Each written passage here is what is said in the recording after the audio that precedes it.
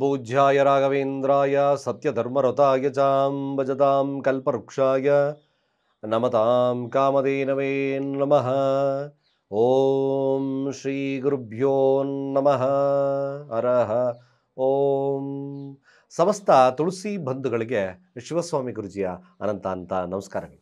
ಸ್ನೇಹಿತರೆ ನೋಡಿ, ಧನುರಾಶಿ ಹಾಗೆ ಮೀನರಾಶಿ ಇವೆರಡರೂ ಕೂಡ ಅಧಿಪತಿಯಾಗಿರ್ತಕ್ಕಂಥದ್ದು ಯಾರು? ಗುರು. ಮೀನ ಮತ್ತು ಧನುರಾಶಿ ಎರಡಕ್ಕೂ ಕೂಡ ಗುರುವಿನ ಮಹತ್ವ ಭಾಳ ಮುಖ್ಯ. ಈಗ ಧನುರಾಶಿ ತಗೊಂಡ್ರೆ 9ರ ಸ್ಥಾನ.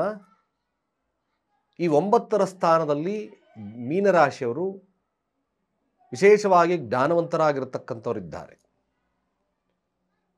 ಹಾಗೆ ಮೋಜು ಮಸ್ತಿಗಳನ್ನು ಇಷ್ಟಪಡ್ತಕ್ಕಂಥವ್ರಿದ್ದಾರೆ. ಕೋಪಿಸ್ಟರು ಕೂಡ ಇರ್ತಕ್ಕಂಥವ್ರು ಇದ್ದಾರೆ. ಹಾಗೆ ಮಹತ್ವ ಸಾಧನೆಯನ್ನು ಮಾಡ್ತಕ್ಕಂಥವರು ಕೂಡ ಇದ್ದಾರೆ. ಅದೇ ರೀತಿಯಾಗಿ ಮೀನರಾಶಿಯಲ್ಲಿರ್ತಕ್ಕಂಥವರು ತ್ಯಾಗಮಯಿಗಳು, ಆಧ್ಯಾತ್ಮಿಕವಾಗಿರ್ತಕ್ಕಂಥ ಚಿಂತಕರು, ಎಲ್ಲವನ್ನ ತ್ಯಾಗಮಯನ್ನಾಗಿ ಮಾಡಿರ್ತಕ್ಕಂಥವರು ಎಲ್ಲವೂ ಇದ್ದಾರೆ. ಎಲ್ಲ ಕ್ಯಾಟಗರೀಸ್ ಅವರು ಮೀನರಾಶಿಯಲ್ಲಿದ್ದಾರೆ ಮತ್ತು ಧನುರಾಶಿಯಲ್ಲಿದ್ದಾರೆ. ಇವೆರಡರಕ್ಕೂ ಅಧಿಪತಿ ಯಾರು? ಗುರು.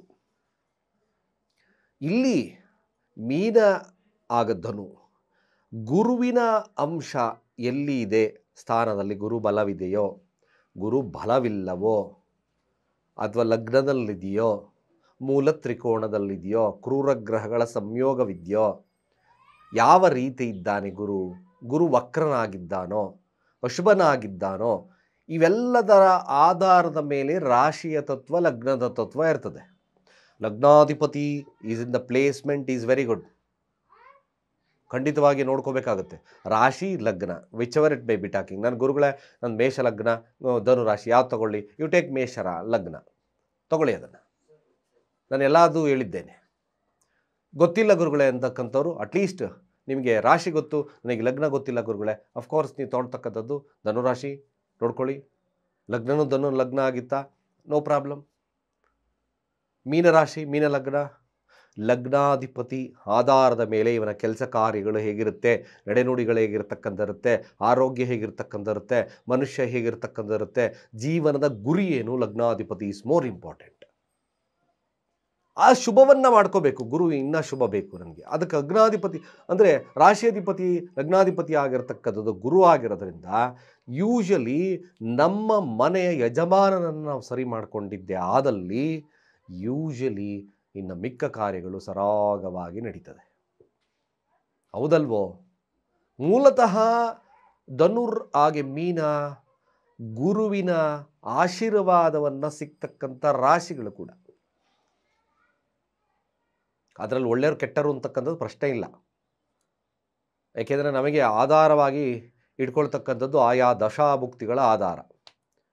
ಇಲ್ಲಿ ಮೊದಲನೇದಾಗಿ ಹಾಗೆ ಮೀನ ಇವೆರಡು ಕೂಡ ಎರಡು ತಗೊಂಡಂದಾಗ ಗುರುಗಳ ಶುಭತ್ವ ಜಾಸ್ತಿ ವೃದ್ಧಿ ಆಗಬೇಕು. ಏನು ಮಾಡಬೇಕು? ಅಶುಭತ್ವವಿದೆ, ಆ ಅಶುಭತ್ವವನ್ನು ಶುಭತ್ವವಾಗಿ ಹೇಗೆ ಮಾಡ್ಕೋಬೇಕು, ಸರಳವಾಗಿರ್ತಕ್ಕಂಥ ವಿಧಾನ ನಿಮ್ಮ ಮುಂದೆ ಇಡ್ತೇನೆ. ಸಾಧ್ಯವಾದರೆ ನೋಟ್ ಮಾಡಿಕೊಂಡು ಅದನ್ನು ಫಾಲೋಅಪ್ ಮಾಡಿ.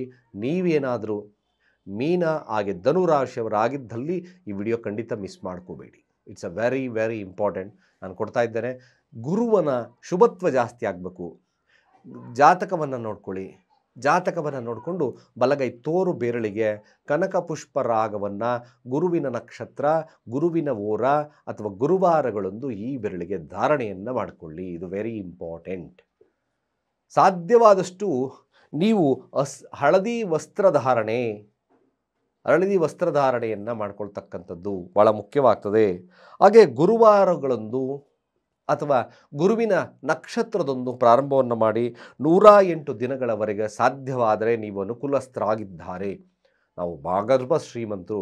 ಕೇವಲ ನೀವು ಒಂದು ಬಂಗಾರದ ಚಮದಿಂದ ಆಹಾರವನ್ನು ಸೇವನೆಯನ್ನು ಮಾಡ್ತಾ ಬನ್ನಿ. ಇನ್ನಷ್ಟು ಗುರು ವೃದ್ಧಿ ಆಗುತ್ತೆ. ಗುರುಗಳೇ ಇಲ್ಲ ಅಂದರೂ ಬೇರೆ ಕೆಲಸಗಳನ್ನು ಮಾಡ್ಕೊಳ್ಳಿ, ತೊಂದರೆ ಇಲ್ಲ. ಹಾಗೆ 27 ಗುರುವಾರಗಳ ಕಾಲ ಕಡಲೆಕಾಳನ್ನು ನೆನಾಕಿ ತಿಂತಕ್ಕಂಥ ಕೆಲಸವನ್ನು, ನೆನೆಸಿ ತಿಂತಕ್ಕಂಥದ್ದು ಭಾಳ ಮುಖ್ಯವಾಗಿ ಗುರುವಿನ ಅಭಿವೃದ್ಧಿ ಕೂಡ ಜಾಸ್ತಿ ಆಗ್ತಾ ಬರ್ತದೆ. ಹಾಗೆ ಮನೆಯಲ್ಲಿ ಸಾಧ್ಯವಾದ ಕಾಂಪೌಂಡ್ ಇದೆ ಗುರುಗಳೇ, ಅಂತಕ್ಕಂಥವ್ರು ಸೂರ್ಯಕಾಂತಿಯನ್ನು ಬೆಳೀರಿ. ಇದು ವೆರಿ ಇಂಪಾರ್ಟೆಂಟ್. ಗುರು ವೃದ್ಧಿ ಆಗ್ತದೆ. ಎಷ್ಟು ಸುಲಭವಾಗಿದ್ದಾವೆ. ನಿಮ್ಮ ಮನೆ ಕಾಂಪೌಂಡ್, ನೀವು ಮೀನರಾಶಿ ಧನುರಾಶಿಯವರಾಗಿದ್ದೀರೋ ನಿಮ್ಮ ಕಾಂಪೌಂಡಲ್ಲಿ ಖಂಡಿತ ಸೂರ್ಯಕಾಂತಿ ಗಿಡವನ್ನು ಬೆಳೆಸಿ. ಅಥವಾ ಮನೇಲಿ ದೊಡ್ಡ ಪಾಟ್ ಇದೆಯಾ, ಬೆಳೆಸಿ, ತೊಂದರೆ ಇಲ್ಲ. ಅದು ಹೋಗ್ತದೆ, ಮತ್ತೆ ಪುನಃ ಇನ್ನೊಂದು ಹಾಕಿ. ಗುರು ವೃದ್ಧಿ ಇರ್ತದೆ, ಮ್ಯಾಕ್ಸಿಮಮ್ ಗುಡ್ ಆಗ್ತದೆ. ಹಾಗೆ ಸಾಧ್ಯವಾದರೆ ಗುರು ಅಥವಾ ಗುರು ನಕ್ಷತ್ರ ಅಥವಾ ಗುರುವಿನ ಓರದಲ್ಲಿ ಧರ್ಮ ಅಂದರೆ ದೇವಸ್ಥಾನಗಳಲ್ಲಿ ಬೇಸನ್ ಲಾಡು ಅಥವಾ ಲಾಡನ್ನು ಹಂಚತಕ್ಕಂಥ ಕೆಲಸವನ್ನು ಮಾಡಬಹುದು. ಇನ್ನಷ್ಟು ಶುಭವಾಗ್ತದೆ. ಹಾಗೆ ನೀವು ಮಾಡ್ತಕ್ಕಂಥದ್ದು 27 ಗುರುವಾರಗಳವರೆಗೂ ಕೂಡ ಕೇಸರಿ ತಿಲಕವನ್ನು ಹಣೆಯಲ್ಲಿಟ್ಕೊಳ್ತಕ್ಕಂಥ ಕೆಲಸವನ್ನು ಮಾಡಿ. ಹಾಗೆ ಕೇಸರಿ ಪೊಟ್ಟಣವನ್ನು ನಿಮ್ಮ ಬಳಿ ಹಳದಿ ವಸ್ತ್ರದಲ್ಲಿ ಸುತ್ತಿ ನಿಮ್ಮ ಬಳಿ ಇಟ್ಕೊಳ್ತಕ್ಕಂಥದ್ದು, ವ್ಯಾಲೆಟಲ್ಲಿ ಇಟ್ಕೊಳ್ಳಿ. ಕೇಸರಿ ಪೊಟ್ಟಣ ಸಿಗುತ್ತೆ, ಹಳದಿ ವಸ್ತ್ರದಲ್ಲಿ ಸುತ್ತಿ ನಿಮ್ಮ ಹತ್ರ ಇಟ್ಕೊಳ್ಳಿ. ತಿಲಕವನ್ನು ಕೇಸರಿ ತಿಲಕ ಇಟ್ಕೊಳ್ಳಿ, ಶುಭವಾಗ್ತದೆ. ಗುರು ವೃದ್ಧಿ ಇರ್ತಕ್ಕಂಥದ್ದು ಇರ್ತದೆ. ಹಾಗೆ ಗುರುವಾರ ಅಥವಾ ಗುರುವಿನ ನಕ್ಷತ್ರದಲ್ಲಿ 18 ಕಡಲೆಬೇಳೆ, ಇದು ಭಾಳ ಮುಖ್ಯ. ಹಾಗೆ 1 ಅರಿಶಿಣದ ಗಂಟು, ಹಾಗೆ 5 ಅರಳಿ ಎಲೆ, ಇದು ಭಾಳ ಮುಖ್ಯವಾಗ್ತದೆ. ಈ ಜೊತೆಗೆ ಮುಲ್ತಾನ್ ಮಿಟ್ಟಿಯ ಒಂದು ಚಿಕ್ಕ ಉಂಡೆ, ಸೂರ್ಯಕಾಂತಿಯ ಹೂವು, ಒಂದೊಂದಾಗಿ ಬರ್ಕೊಳ್ಳಿ. ಹಾಗೆ ಕೇಸರಿ ಅಥವಾ ಹಳದಿ ವಸ್ತ್ರ, ಇವೆಲ್ಲವನ್ನು ಅದರಲ್ಲಿ ಒಂದು ಗಂಟು ಕಟ್ಟಬೇಕು. ಆ ಗಂಟನ್ನು ಇವೆಲ್ಲವನ್ನು ಗಂಟು ಕಟ್ಟಿ ನಿಮ್ಮ ಮನೆಯ ಹೆಬ್ಬಾಗಿಲ ಮೇಲೆ ಒಳಗಡೆ ಅದನ್ನು ಕಟ್ತಕ್ಕಂಥ ಕೆಲಸವನ್ನು ಮಾಡಿ. ನಿಮ್ಮ ಮನೆಯ ಹೆಬ್ಬಾಗಿಲ ಹಿಂದೆ ಕಾಯಿ ಕಟ್ತದ್ದು, ಕಡಲೆಕಾಯಿ ಕಟ್ತಿರಲ್ವ, ಅಲ್ಲಿ ಕಟ್ಟಿ. ಗುರು ಶುಭವಾಗ್ತದೆ. ಯಾರ್ಯಾರು ಧನುರಾಶಿಯವರು, ಮೀನರಾಶಿಯಲ್ಲಿರ್ತಕ್ಕಂಥವ್ರು ಸಾಧ್ಯವಾದರೆ ಅನುಕೂಲಸ್ಥರಾಗಿದ್ದಲ್ಲಿ ನಿಮ್ಮ ಇಷ್ಟದೇವರು ಅಥವಾ ಮನೆ ದೇವರನ್ನು ಬಂಗಾರದ ಪ್ರತಿಭೆಯನ್ನು ಮಾಡಿಕೊಂಡು ಅದನ್ನು ನೀವು ನಿತ್ಯ ಪೂಜೆಯನ್ನು ಮಾಡ್ತಕ್ಕಂಥ ಕೆಲಸವನ್ನು ಮಾಡಿ. ಸಾಧ್ಯವಾದಷ್ಟು ಆಗಿಂದಾಗ್ಗೆ ಗುರುವಾರಗಳಂದು ನಿಮ್ಮ ಇಷ್ಟದೇವರಿಗೆ ಹಳದಿ ಪುಷ್ಪವನ್ನು ತಾವು ಅರ್ಪಣೆಯನ್ನು ಮಾಡ್ತಾ ಬನ್ನಿ ಆದಷ್ಟು ಕೂಡ. ಇದು ಭಾಳ ಮುಖ್ಯವಾಗಿರ್ತಕ್ಕಂಥ ವಿಚಾರ. ಹಾಗೆ ನಿಮ್ಮ ಇಷ್ಟದೇವರಿಗೆ 27 ಗುರುವಾರ ಹಸುವಿನ ತುಪ್ಪ, ಶುದ್ಧ ನಾಟಿ ಹಸುವಿನ ತುಪ್ಪವನ್ನು ಹಚ್ಚತಕ್ಕಂಥದ್ದು ಇನ್ನು ಗುರು ವೃದ್ಧಿಯನ್ನು ಮಾಡ್ತದೆ. ಖಂಡಿತವಾಗಿ ಶುಭವಾಗ್ತದೆ. ನೋಡಿ, ಇನ್ನೊಂದು ಭಾಳ ಮುಖ್ಯವಾಗಿ ಹಳದಿ ಸೀಸೆ, ಅದರಲ್ಲಿ ನೀರನ್ನು ಹಾಕ್ಕೊಳ್ಳಿ. 21 ಅಂದರೆ 7 ದಿನಗಳವರೆಗೂ ಕೂಡ ಅದನ್ನು ಬಿಸಿಲಲ್ಲಿ ಇಡ್ತಕ್ಕಂಥ ಕೆಲಸವನ್ನು ಮಾಡಿ. ಹಾಗೆ ಸ್ನಾನ ಮಾಡ್ತಕ್ಕಂಥ ನೀರಿಗೆ ಅದನ್ನು ಹಾಕ್ಕೊಂಡು ಸ್ನಾನ ಮಾಡ್ತಕ್ಕಂಥದ್ದು ಭಾಳ ಮುಖ್ಯವಾಗ್ತದೆ. ಇದನ್ನು 27 ದಿನಗಳವರೆಗೂ ಕೂಡ ಹಾಕ್ಕೊಂಡು ಸ್ನಾನವನ್ನು ಮಾಡಿ ಗುರು ವೃದ್ಧಿ ಇರ್ತಕ್ಕಂಥದ್ದು ಇರ್ತದೆ. ಇನ್ನೊಂದು ಭಾಳ ಮುಖ್ಯವಾಗಿ ಪ್ರಾತಃ ಕಾಲದಲ್ಲಿ ಎದ್ದು ಶುಭತ್ವಕ್ಕೋಸ್ಕರ ನಿಮ್ಮ ಪಾದವನ್ನು ನೀವೇ ನೋಡಿ, ನಿಮ್ಮ ಪಾದವನ್ನು ನೀವು ನೋಡಿ, ಸ್ಪರ್ಶ ಮಾಡದಿದ್ರೂ ಪರವಾಗಿಲ್ಲ, ಅಟ್ಲೀಸ್ಟ್ ಅದನ್ನು ನೋಡಿ ಹಾಗೆ ಮುಂದೆ ಸಾಕ್ತಕ್ಕಂಥದ್ದು. ಸಾಧ್ಯವಾದರೆ ಅದನ್ನು ನಿಮ್ಮ ಪಾದವನ್ನು ನೀವೇ ಸ್ಪರ್ಶವನ್ನು ಮಾಡಿಕೊಳ್ತಕ್ಕಂಥದ್ದು ಭಾಳ ಮುಖ್ಯ ಆಗ್ತದೆ.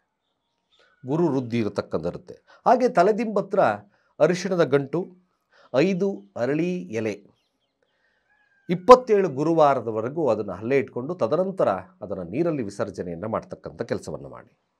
ಸಾಧ್ಯವಾದರೆ ಬಂಗಾರ ಅಥವಾ ಕಂಚಿನ ಒಂದು ಸಣ್ಣ ತಗಡಿನ ಮೇಲೆ ಗುರುವಿನ ಯಂತ್ರವನ್ನು ಸ್ಥಾಪನೆಯನ್ನು ಮಾಡ್ಕೊಳ್ತಕ್ಕಂಥದ್ದು ಭಾಳ ಮುಖ್ಯವಾಗ್ತದೆ.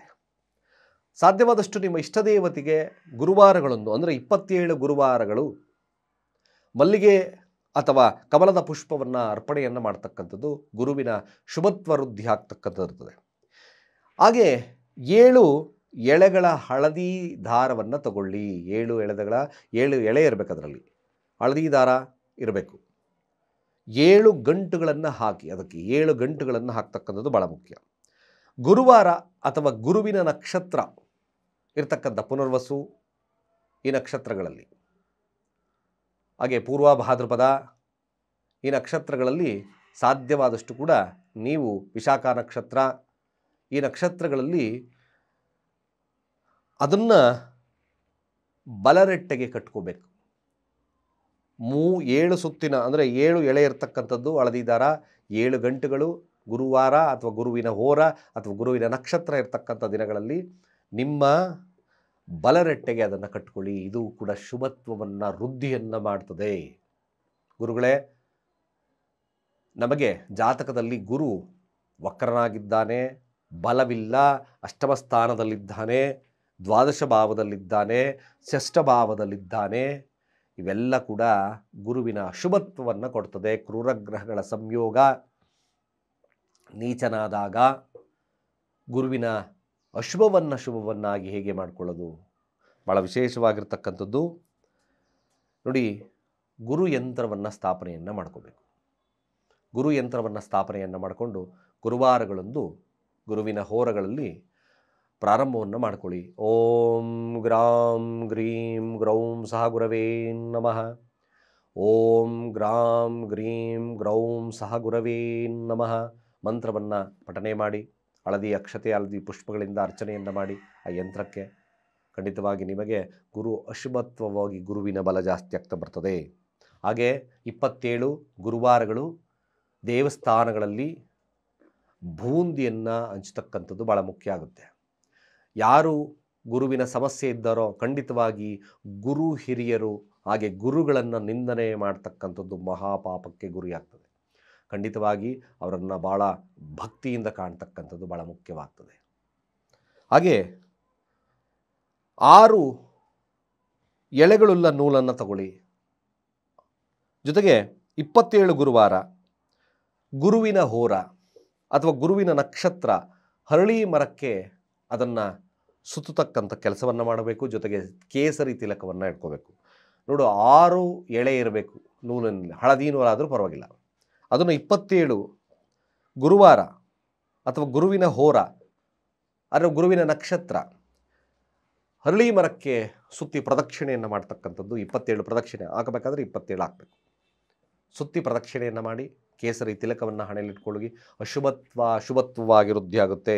ಮದ್ಯಪಾನ ಖಂಡಿತ ಮಾಡಲೇಬಾರದು. ಗುರು ಯಾರ ಸಮಸ್ಯೆ ಇದೆಯೋ ಸಾಧ್ಯವಾದಷ್ಟು ನೀವು ಇಷ್ಟದೇವರ ಪ್ರತಿಮೆ ಬೆಳ್ಳಿ ಅಥವಾ ಕಂಚಿನಲ್ಲಿ ನಿರ್ಮಾಣವನ್ನು ಮಾಡಿ ಗುರುವಿನ ನಕ್ಷತ್ರದಲ್ಲಿ ನೀವು ಯಾವುದಾದ್ರೂ ದೇವಸ್ಥಾನದಲ್ಲಿ ಅದನ್ನು ಪ್ರತಿಷ್ಠಾಪನೆ ಅಥವಾ ನವಗ್ರಹ ದೇವಸ್ಥಾನ ಯಾವುದಾದ್ರೂ ಎಲ್ಲಿದೆಯೋ ಅಲ್ಲಿ ಪ್ರತಿಷ್ಠಾಪನೆಯನ್ನು ಮಾಡ್ತಕ್ಕಂಥದ್ದು ಭಾಳ ಮುಖ್ಯ ಆಗ್ತದೆ.